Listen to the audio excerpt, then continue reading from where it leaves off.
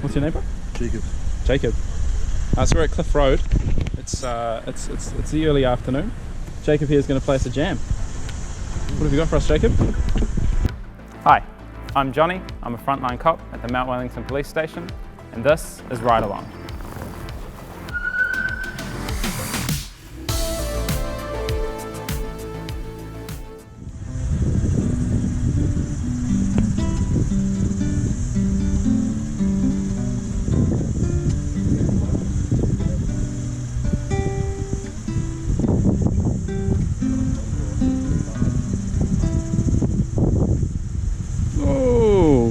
Still working on that one. That was tight, bro. Is that yours? Yeah. Just picking around. Just picking around. That's mean, bro. Just work boots and a guitar, right? That's right now, bro.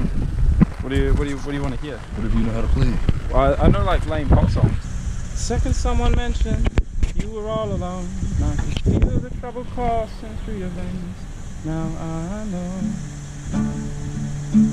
Just gotta hold on. Just a phone call left unanswered had me sparking up. These cigarettes won't stop me from where you are. So let go. Keep hold on.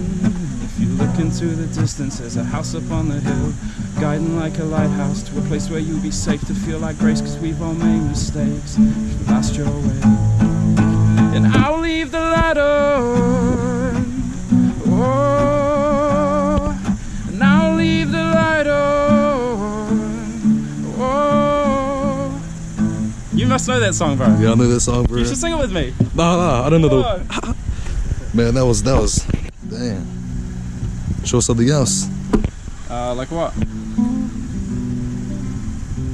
Do you know any Mexican songs? Mexican songs? Yeah. I don't know any Mexican songs, huh? Get some pictures of them. Oh, that was pretty cool, man. Yeah. Jacob. Oh well, fellas. I gotta have a chat to the driver now because he's driving on as restricted with the boys in the car.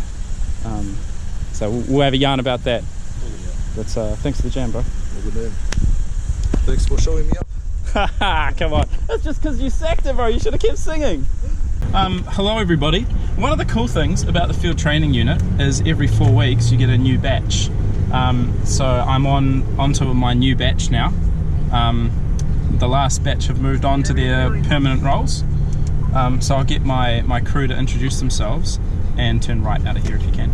And then we're just going to peruse the East Auckland area and see if we can introduce them to some road policing, some bail checks, and a spot of warrant hunting if we have the time. Do you want to kick us off, mate? Yeah, sure. How's it going? Kia ora everyone, my name's Michael.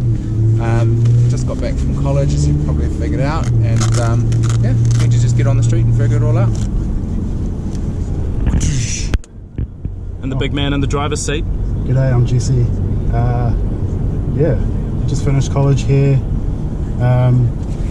Eager and ready to learn about policing. Yeah, part of the community. Yeah, it's good. Eager and ready to learn. I like it. Let's see what we can find, eh? Vehicle's rego is expired for more than 12 months with season plates. It's officially dead.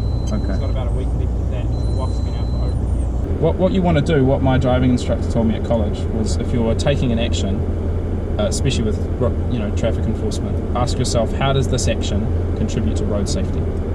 So does giving him $500 in fines make the road safer? No. Does ordering the vehicle off the road make the road safer? I'd argue that it would, without the financial penalty. I don't think he needs that to motivate him. I think losing the vehicle entirely is what'll motivate him, and that's what he's coming up against in a week's time anyway. Comes FTG 23. See how your thumb games, please?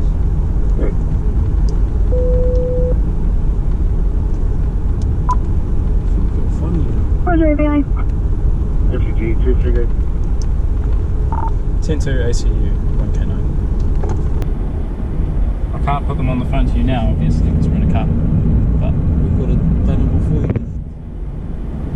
no, there's a room where you can speak to them on a cell phone at the So, on a Malloy, phone. Sorry. We'll have to get a call. No, I don't think your lawyer can get you out. You have to go to court because it's a court warrant. Well, the individual in our vehicle, who we arrested for a fines warrant, had a small amount of cannabis on him, and as a result, our car just stinks of cannabis, and my hands stink of cannabis, and everything here smells like cannabis.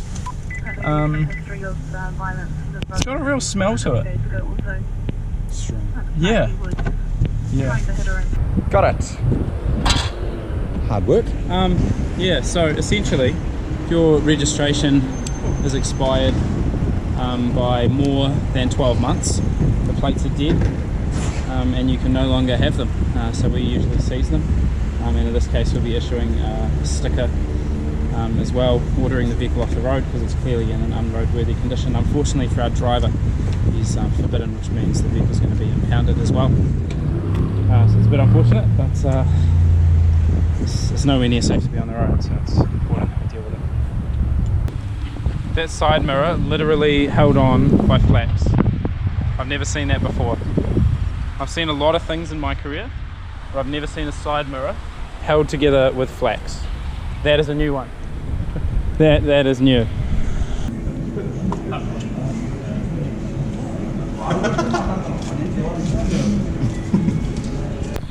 So some last minute good news for us.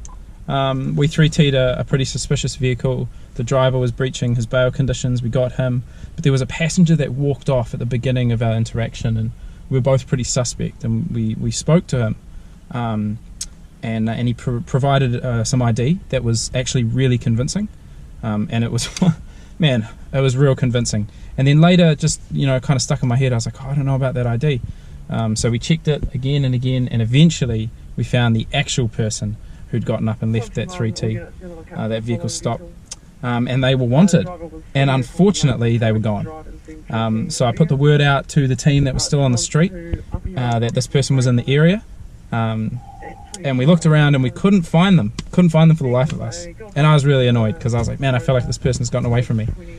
But they owned a dog which was in the vehicle that was stopped, and so we went and we sought animal control out to help us with that dog, and so animal control came and got the dog, and they checked who the owner was, and then they made contact with that owner and said, hey, if you want your dog, you're going to have to come and sign for it.